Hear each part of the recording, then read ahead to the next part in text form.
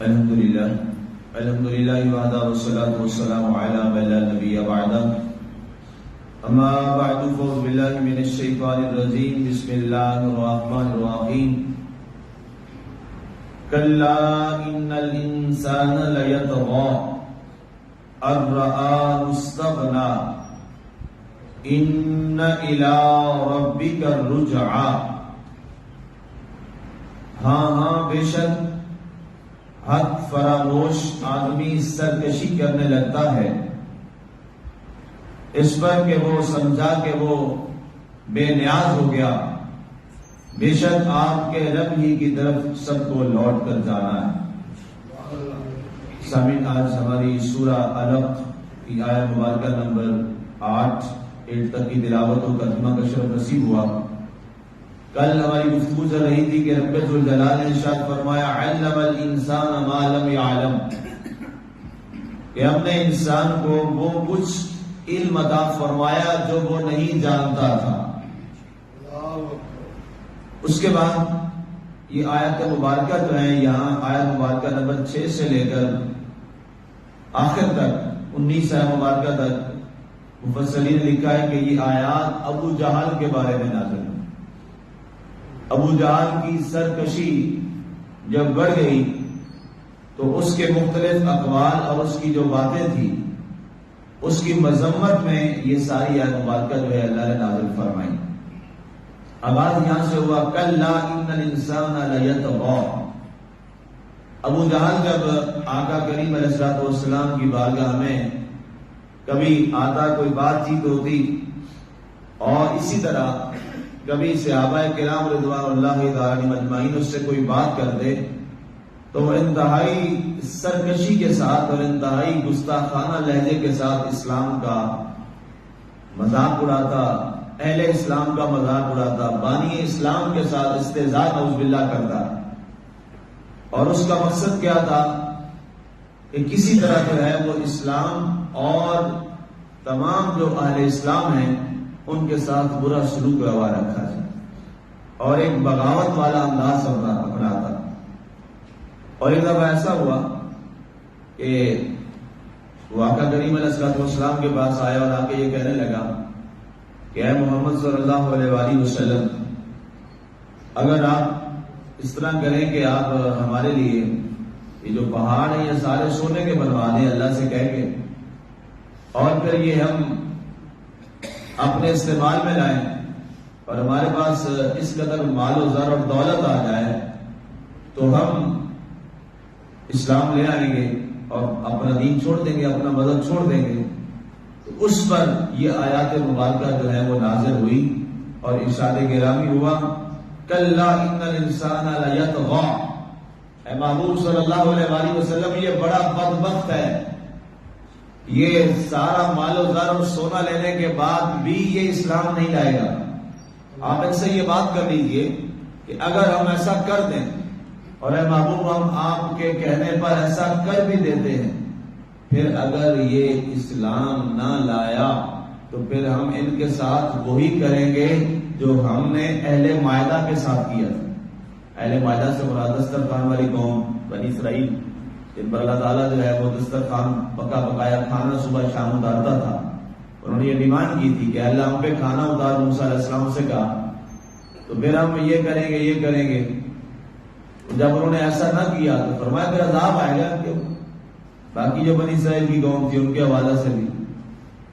تو فرمایا اگر تم ڈیمانڈ بڑی کرو گے تو پھر عذاب بھی تمہارے اوپر بڑا بھی آئے۔ تو اس پہ اللہ کے نبی صلی اللہ علیہ وسلم نے فرمایا کہ اے اللہ تو بہتر جانتا ہے، اور یہ ایسا شخص ہے کہ جو ایمان نہیں لائے گا۔ آپ نے اس کو روک دیا کہ ان کے لیے یہ نہ کیا جائے۔ تو اس پر فرمایا ان الانسان لیطغی، بے شک جو انسان ہے وہ بڑا سرکش ہے۔ یہ ابو جہل ہے، یہ بہت سرکشی کرتا ہے، نافرمانی کرتا ہے، استغنا، اور وہ اپنے آپ کو بے نیاز سمجھتا ہے، اور وہ اس کے پاس اس وقت قبیلے کی بادشاہی ہے، قبیلے کا سردار ہے، اور وہ یہ سمجھتا ہے کہ مجھے کسی کی ضرورت نہیں ہے، میں بے نیاز ہوں۔ اسے اندازہ نہیں ہے کہ جب اسے موت آئے گی اور اس کے بعد اسے اللہ کی بارگاہ میں لایا جائے گا، اس کی سرداری تو اسے نہیں بچا سکے، اس کی دولت اور مال اور قبیلے کے اوپر قبیلے کا سردار ہونا اسے نہیں بچا پائے گا۔ اللہ تعالیٰ اس پر اپنی گرفت فرمائے گا اور اس پر عذاب آئے گا اللہ کا، اور ایسا عذاب آئے گا کہ دنیا میں جاتے ہوئے بھی ہم دکھائیں گے دنیا والوں کو اس کو کس قدر اللہ تعالیٰ رسوا کرے گا کہ قبیلے کا سردار ہوگا اور اپنے آپ کو بڑا سمجھتا تھا، سب سے بے نیاز سمجھتا تھا۔ فرمایا ہم اس کا انجام بچوں سے کروا کے اس کو دنیا میں ذلیل کروا دیں گے کہ تو اتنا بڑا کبھی ہیکل جوان اور جنگجو بنتا تھا، تجھے تو مسلمانوں کے بچوں نے قتل کر کے رکھ دیا۔ اور محمد و معاذ بچے، یہ اللہ کی طرف سے فیصلہ تھا تاکہ دنیا میں ہی اس کی رسوائی سب کے سامنے رکھی جائے، اور پھر اس کی گردن کو کاٹ دیا گیا دنیا کے اندر۔ اور اس کا انجام کیا ہوا؟ یہ تو دنیا کے اندر رسوائی تھی، اب قیامت تک کے لیے جو اس کی رسوائی وہاں ہے وہ ایک الگ معاملہ ہے۔ آگے فرمایا گیا ان الی ربک الرجعی، اے لوگوں یاد رکھو تم میں سے ہر ایک کو اللہ کی طرف لوٹ کر جانا ہے۔ اب اس کے تحت مفسرین نے بہت وضاحت کی کہ یہ آیت مبارکہ ابو جہل کے لیے تو ہے ہی ہے، ساتھ ہی آیت مبارکہ ہر ایک مسلمان کے لیے بھی ہے، ہر ایک کلمہ گو کے لیے ہے۔ ان الی ربک الرجعی، کہ تمہیں اپنے رب کی طرف لوٹنا ہے، تمہارا منتہا اللہ کی بارگاہ ہے، اور تمہیں اللہ کی بارگاہ میں ہر ایک کو جواب دینا ہے۔ ظاہر ہے جب ہم دنیا میں آتے ہیں اور ہم کلمہ توحید و رسالت کا اقرار کرتے ہیں تو اس کے بعد ہمارے اوپر ایک بہت بڑی ذمہ داری آ جاتی ہے۔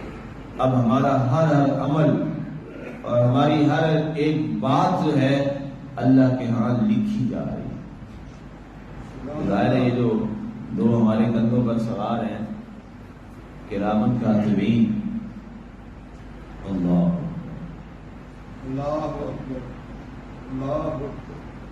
ابھی جو دوران جماعت یہی قرات چل رہی تھی، کرام کاتبین یعلمون ما تفعلون۔ اللہ فرماتا ہے میں نے تمہارے اوپر دو کرام کاتبین متعین کیے ہیں، وہ جانتے ہیں تم کیا کر رہے ہو، تم کیا کر رہے ہو، تمہارا حساب و کتاب اور میزان ہو رہا ہے۔ آپ اندازہ کیجئے کہ جس شخص کی ایک ایک بات نوٹ کی جائے، ریکارڈ کی جائے اور اس کی ایک ایک بات لکھی جائے، اگر دنیا میں ہم میں سے کسی کے بارے ریاست فیصلہ کر دے کہ آپ نے اس کے ایک ایک جملے کو ریکارڈ کرنا ہے اور اس کی ایک ایک سرگرمی کو، ایکٹیویٹی کو آپ نے لکھنا ہے، آپ سوچیں وہ انسان کتنا محتاط ہو جائے۔ ایسا ہے کہ نہیں؟ وہ شخص کتنا محتاط چلے گا، کیوں کہ میری ایک ایک بات نوٹ کی جائے گی، میری ایک ایک بات نوٹ کی جائے گی، میری ایک ایک بات ریکارڈ کی جائے گی، ریکارڈ کا حصہ بنے گی۔ وہ بولتے ہوئے ہزار بات سوچتا ہے، بہت محتاط گفتگو کرتا ہے کہ مجھے جناب میری بات پہ مجھے پکڑ لیا جائے گا۔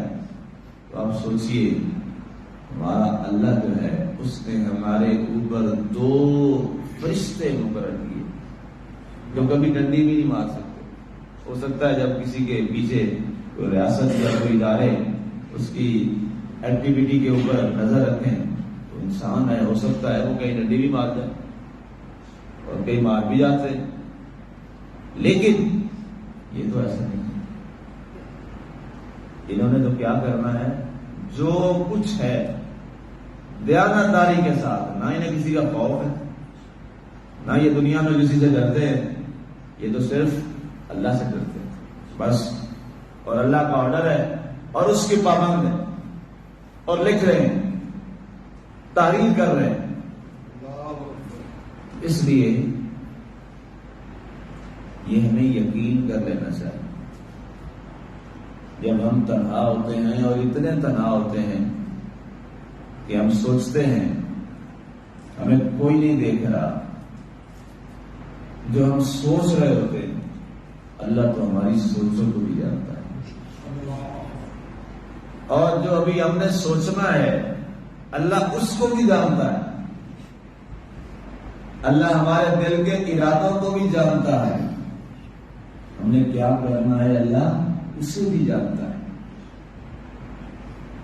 ان الی ربک الرجعی، فرمایا لوگوں غور کرو، تمہیں اپنے اللہ کی طرف لوٹ کر جانا ہے۔ سبحان اللہ۔ اس لوٹنے میں بار بار یہی پیغام ہے کہ تم اپنے اعمال کی اصلاح کر لو، اپنے احوال کی اصلاح کر لو، اپنے اعمال پر توجہ کرو، اور اگر تم اپنے اعمال پر غور و خوض اور توجہ نہیں کرو گے، آج دنیا میں تم اس پر اپنی اصلاح نہیں کرو گے، تو پھر یاد رکھنا اللہ کی پکڑ بہت سخت ہے۔ ان بطش ربک لشدید، تمہارے رب کی پکڑ بڑی سخت ہے۔ اللہ اکبر۔ آج لوگ اکثر یہ کہتے ہیں، کئی دفعہ جب نشست ہوتی ہے کہ وہ کیا وجہ تھی، فاروق اعظم رضی اللہ تعالی عنہ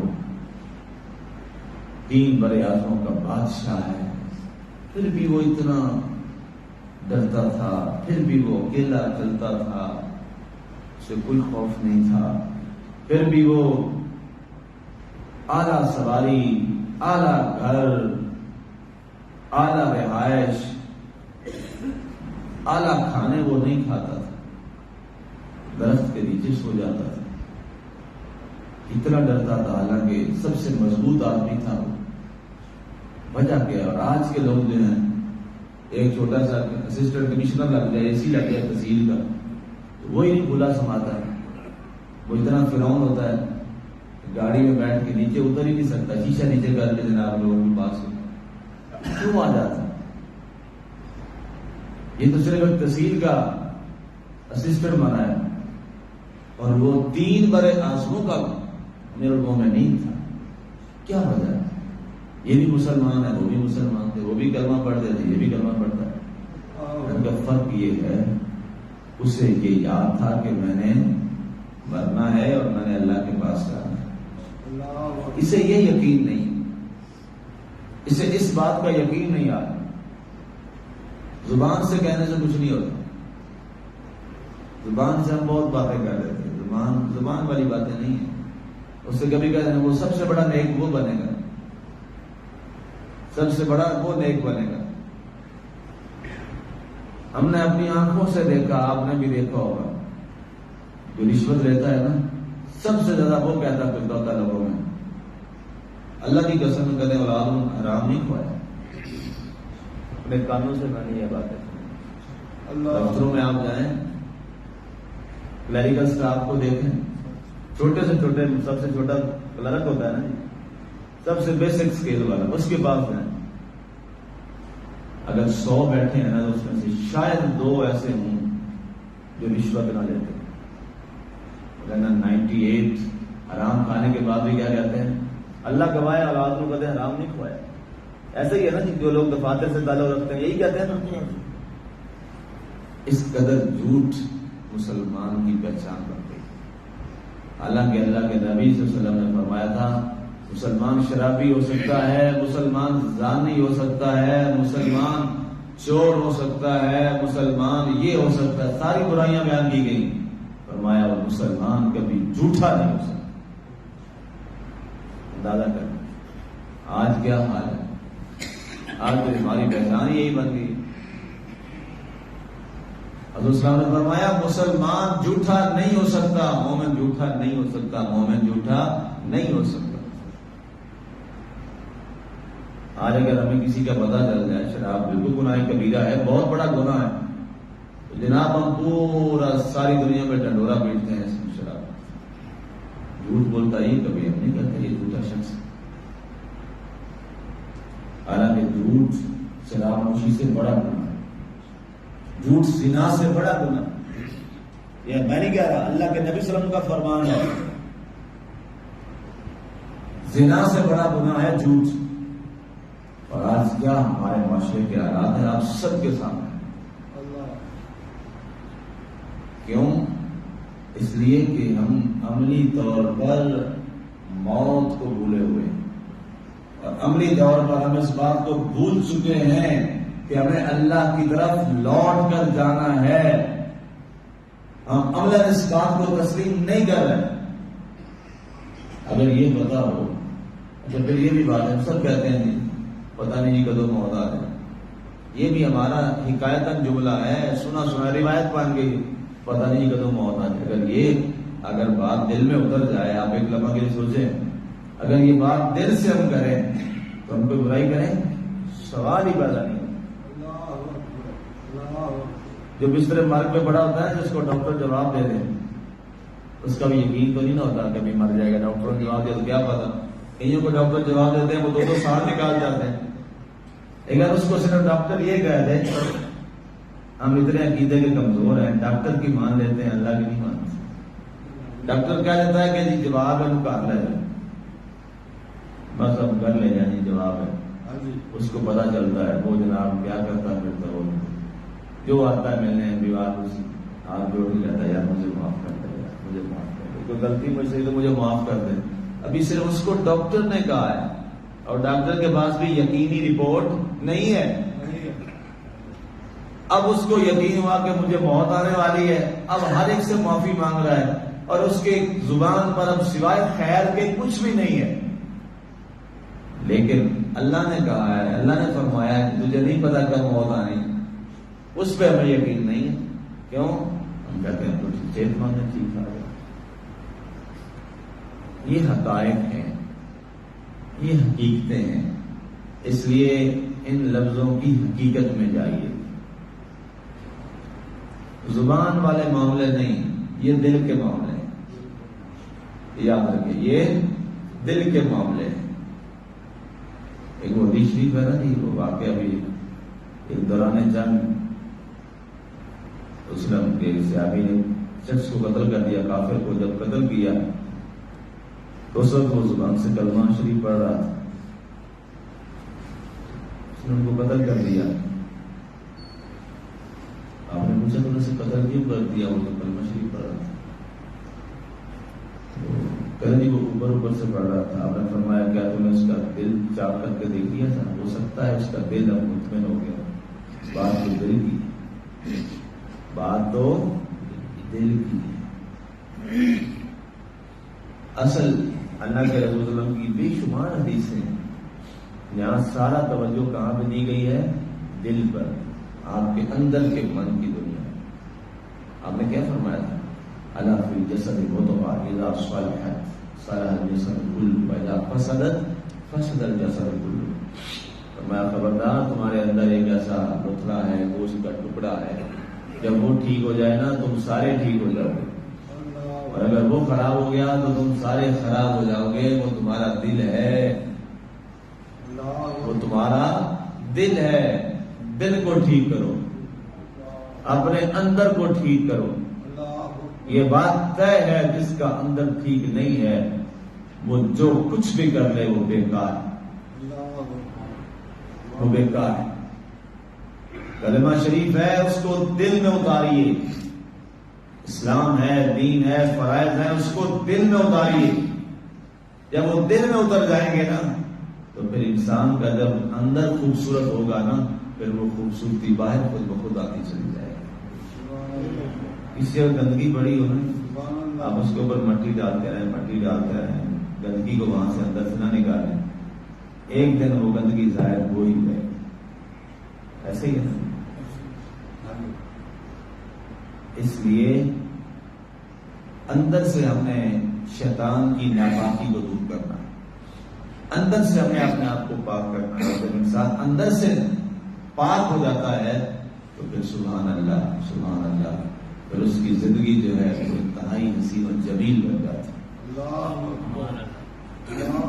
پھر وہ فاروق اعظم بن جاتے ہیں، پھر وہ ذوالنورین بن جاتے ہیں، وہ صدیق اکبر بن جاتے ہیں، ولی مرتضیٰ بن جاتے ہیں، وہ ابو ذر غفاری بن جاتے ہیں، وہ بلال حبشی بن جاتے ہیں.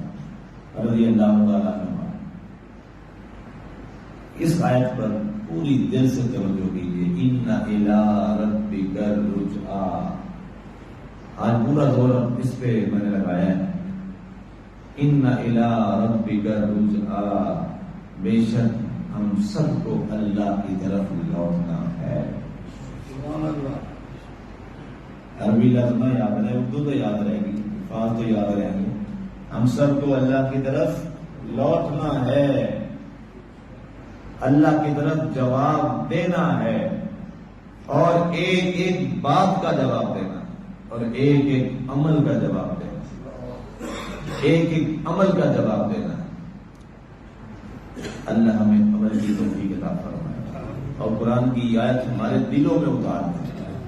ہر لمحہ جب بھی ہم دنیا میں بولیں، گفتگو کریں، میل جول کریں، معاشرے میں کاروبار کریں، دفتر میں ہوں، کہیں بھی ہوں، جب کوئی عمل کریں تو ہمارے سامنے فوراً یہ آیت آ جائے، ہم نے لوٹ کے اللہ کی طرف جانا ہے، اللہ ہم نے لوٹ کے اللہ کی طرف جانا ہے۔ جب یہ سامنے آیت آئے گی نا، پھر راشی رشوت نہیں دے گا، پھر راشی رشوت نہیں دے گا، چھوڑ دے گا، پھر ظالم ظلم نہیں کرے گا، پھر ملاوٹ کرنے والا ملاوٹ نہیں کرے گا، جھوٹ بولنے والا جھوٹ نہیں بولے گا۔ کیوں؟ اسے پتا ہے میں نے لوٹ کے اللہ کے پاس اس کا جواب دینا۔